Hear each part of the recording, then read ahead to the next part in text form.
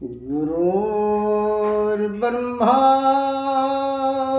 गुरुर्विष्णु गुरुर्देवो महेश्वरः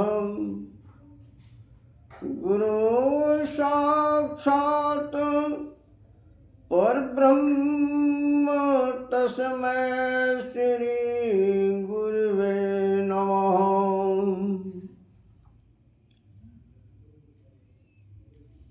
सौम्य समादरणीय सज्जन वृंद,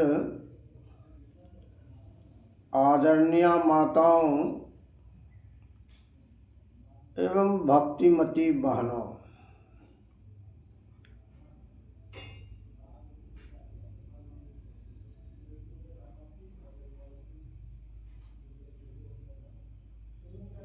प्राचीन काल से लेकर आज तक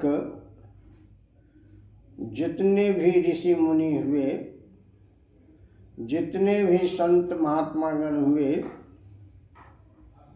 सबों की वाणियों में सत्संग की चर्चा अवश्य ही पाई जाती है और सबों ने कहा कई संसार के लोगों, यदि अपना परम कल्याण चाहते हो तो संग को सुधार लो। जैसा संग करोगे वैसा रंग लगेगा। यदि संतों का संग करोगे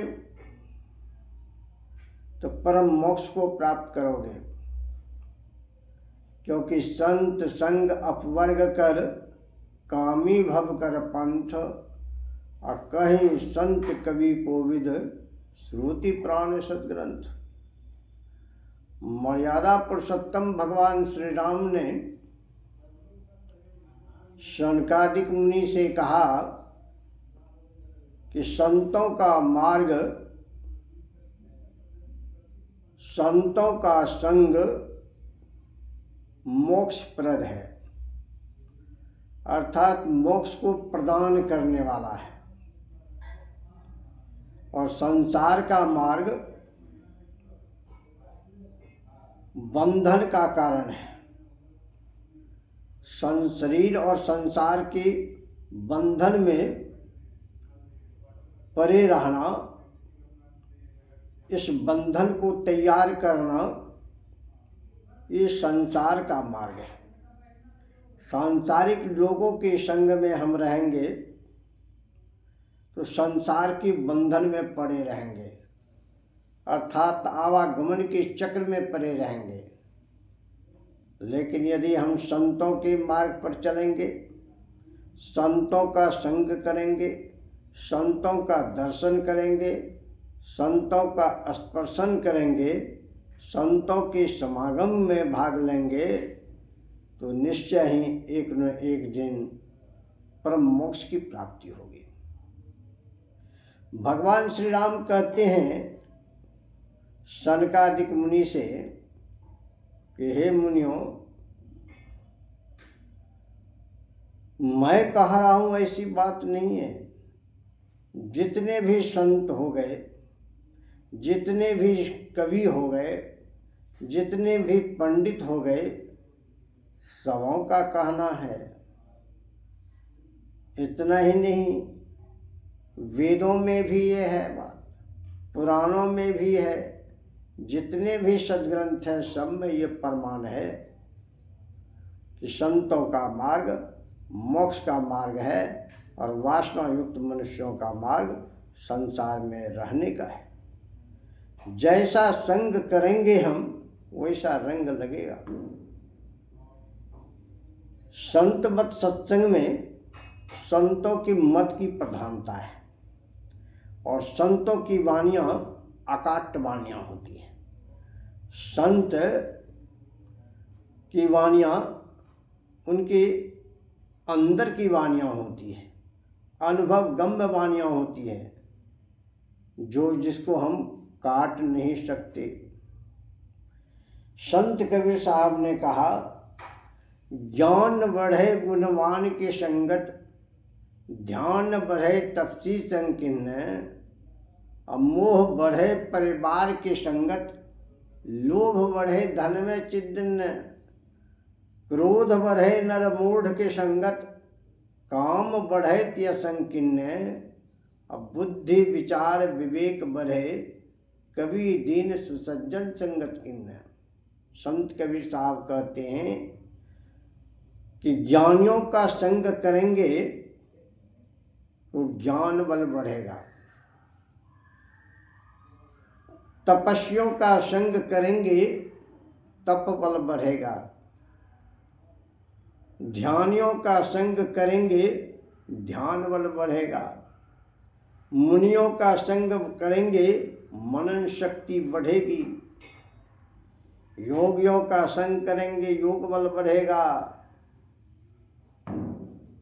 और रात दिन परिवार में ही लगे रहेंगे बाल बच्चे के पीछे, यही सब कुछ है, इसी की सेवा करना है, यही सबसे बड़ा धर्म है, कर्तव्य है, तो मोह बल बढ़ेगा। धन में ही रात दिन लगे रहेंगे, धन कमाने में, अपने को कुबेर जैसा बनने की सपना देखेंगे, तो कहते लोभ बल बढ़ते जाएगा।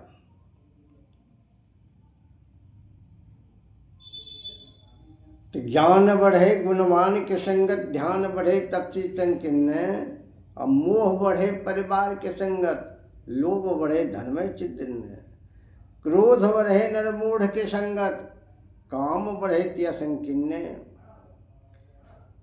तो कहते हैं कि अज्ञानियों के संग में रहेंगे, मूर्खों के संग में रहेंगे तो क्रोध बल बढ़ेगा।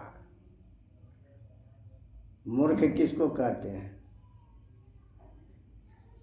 जो पढ़े लिखे नहीं हैं, नहीं, उसको अनपढ़ कहते हैं, और शिक्षित। पीएचडी डिलीट है लेकिन चोरी करते हैं, बड़े पद पर हैं, घूस लेते हैं, वो रिश्वत लेते हैं, कहते हैं वो सबसे बड़े मूर्ख हैं। पीएचडी डिलीट है, बड़े पदाधिकारी हैं, बड़े पद पर हैं, लेकिन नशा का पान करते हैं, कहते सबसे बड़ा मूर्ख वही है। क्योंकि संत कबीर साहब ने कहा, भांग तमाकू छूतरा अफीम और शराब, कहे कबीर इनको तजे तब पावे दीदार। कहते भांग तंबाकू अफीम शराब, ये कहते इसको प्रयोग में लाने की बात तो दूर रही, छूने से भी परहेज कहा, छूना भी नहीं चाहिए, इसको छूने योग्य भी नहीं है, इसका पान करना तो दूर की बात रही। हमारे सदगुरु संत मत सत्संग के महान आचार्य पूज्यपाद महर्षि मेही परमहंस महाराज ने कहा, दारू गांजा भांग अफीमा तारी चंडू मदक कोकीना, सही तंबाकू नशा है जितने, तजन योग तज डारो तितने।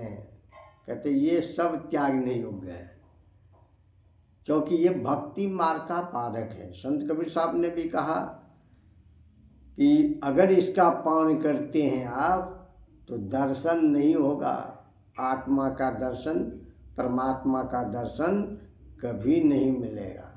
और उन्होंने कहा कि ये इतना ही नहीं, यही नशा सिर्फ नहीं है, मद मन नशा होता है। तो उन्होंने कहा, मद तो बहुतक भांति का, ताहि न जाने कोई, तन मद मन मद जाति मद विद्या मद गुण मद राज मद उन्मद, इतने मद को रद्द करे तब पावे अनहद। इसलिए तन का मद भी ना हो, मन का मद भी ना हो, धन का मद भी ना हो, विद्या का मद भी ना हो, गुण का भी मद ना हो, राजमद भी ना हो, पद मद भी नहीं हो। ये सारे मदों को दूर करेंगे और तय बहिर्मुखी वृत्ति को अंतर्मुखी बनाकर अंतर के अंतिम तह की यात्रा करके आत्मा का साक्षात्कार, परमात्मा का दर्शन कर पाएंगे। तो कहते हैं असली मूर्ख वो है जो PhD डिलीट तो किए हैं, पढ़े लिखे विद्वान हैं, लेकिन चोरी करते हैं, नशा का पान करते हैं, हिंसा करते हैं, व्यभिचार करते हैं, झूठ बोलते हैं। कहते हैं सभी पापों की थैली है झूठ, बहुत बड़ी थैली है। अनेक तरह के दुष्कर्म करते हैं और कह देते हैं मैं नहीं किया। तो कहते ये सब निषिद्ध कर्म हैं।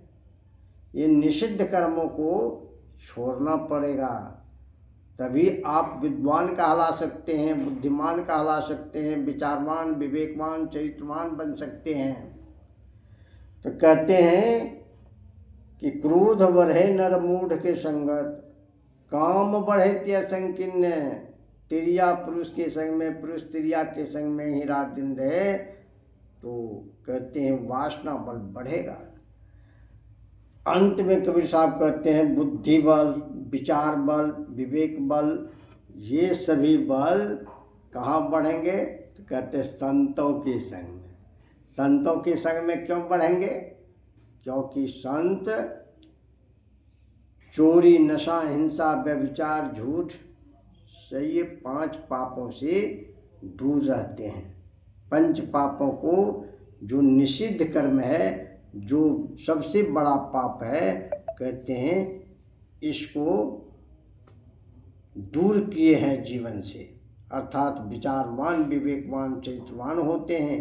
इसलिए एक संत हुए सुंदरदास जी महाराज, उन्होंने कहा जो कोई जाय मिले उन सुनर, होत पवित्र लगे हरे रंगा, दोष कलंक सभय मिट जाए सुन, नीच हो जाए जो हो दंगा।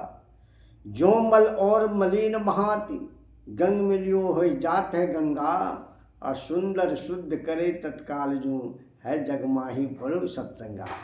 कहा जो संतों के संग में जाते हैं तो उनका विचार पवित्र हो जाता है, क्योंकि संत पवित्र विचार वाले होते हैं।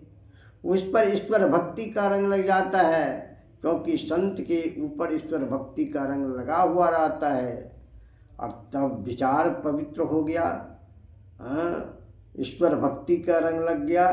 तब सुंदरदास जी बड़े सुंदर ढंग से समझा करके कहते दोष कलंक सभय मिट जाए सो, नीच हो जाए जो हो दंगा। उसके सारे दोष कलंक मिट जाते हैं। जीवन काल में, जीवन यात्रा में, जीवन की दौड़ में जितने भी दोष कलंक लगे हैं, संतों के संग के प्रभाव से वो मिट जाते हैं। जैसे रत्नाकर के सारे दोष कलंक मिट गए। कहाँ जाने से? नारद मुनि के संग से, उनके दर्शन से, उनके उपदेश को जीवन में उतारने से सारे दोष कलंक मिट गए। उंगली मार जैसे हत्यारा, उनके सारे दोष कलंक मिट गए, महान बन गए, वो महात्मा बन गए भगवान बुद्ध के संग से। तो कहा सारे दोष कलंक मिट जाते हैं। और नीच हो जाए जो हुतंगा, जो नीचे की ओर जाने वाला है, अर्थात जो नीच प्रवृत्ति के हैं, जिसकी गति अधोमुख है, अर्थात जो विषयानंद में रमे हुए हैं, कहते हैं वो ऊपर की ओर चले जाते हैं। अर्थात विषयानंद वाला, जिनका मन विषयानंद में रमा हुआ है, वो सच्चिदानंद में रम जाता है और अंत में ब्रह्मानंद को प्राप्त कर लेता है। अर्थात दूसरे शब्दों में मैं कहना चाहूँगा कि संतों के संग के प्रभाव से दुराचारी, अनाचारी, मिथ्याचारी, व्यभिचारी और अहितकारी जन परोपकारी, समाजसेवी, लोकोपकारी, जन जन के सुखकारी बन जाते हैं और सर्वहितकारी बन जाते हैं। प्रशंसनीय, वंदनीय, आदरणीय, पूजनीय, सम्मान्य बन जाते हैं। तो ये सत्संग का प्रभाव है ये। इसलिए संतों ने कहा, ऐ संसार के लोगों, इस बात को जानो कि मानव कल्याण का सर्वोच्च साधन सत्संग है। परंतु खेद है कि आज की भौतिकवादी युग के मानव सुसंगति का अनादर कर विचार उत्तेजक चलचित्र, कल्पित उपन्यास और कहानियों का अवलोकन कर और नैतिकता के अग्रसर होते जा रहे हैं। परिणाम स्वरूप समाज में झूठ, चोरी, नशा, हिंसा, व्यभिचार, छल कपट, पाखंड, अखाद्य पदार्थों का सेवन, फैशन आदि की वृद्धि होती जा रही है, जिससे देश में अशांति सीमोल्लंघन कर चुकी है। राष्ट्र के बड़े बड़े शुभ चिंतकों के अथक परिश्रम करने पर भी सफलता नहीं मिल पा रही है। संतों का विचार है, जब समाज में आध्यात्मिकता आएगी तो लोग सदाचारी अवश्य बनेंगे। जब लोग सदाचारी बनेंगे तो सामाजिक नीति पवित्र होगी, और जब सामाजिक नीति पवित्र होगी तो राजनीति कभी भी अपवित्र नहीं रह सकती है। इसलिए संतों ने कहा, सबसे पहले आध्यात्मिकता को ऊपर रखो और आध्यात्मिक ज्ञान के लिए संतों के समाज में जाओ, संतों के संग करो। जब तक संतों का संग नहीं करेंगे तब तक आध्यात्मिक नहीं बन सकते हैं। आध्यात्मिक नहीं बनेंगे, सदाचारी नहीं बन पाएंगे, समझ नहीं बनेंगे, सामाजिक नीति पवित्र नहीं होगी, और जीवन में आप सदा अपवित्र कर्म ही करते रहेंगे। इसलिए अपने आप में सुधार लाने के लिए, बुद्धि विचार विवेक को बढ़ाने के लिए, सदाचारी शिष्टाचारी सुचाचारी बनने के लिए सद्गुरु महर्षि में ही प्रभंसी महाराज की वाणी को शिरोधार्य करना होगा। उन्होंने कहा, सत्संग नित अरु ध्यान नित, रहिए कर संलग्न हो, व्यभिचार चोरी नशा हिंसा झूठ तजना चाहिए। बोलिए श्री सद्गुरु महाराज की जय।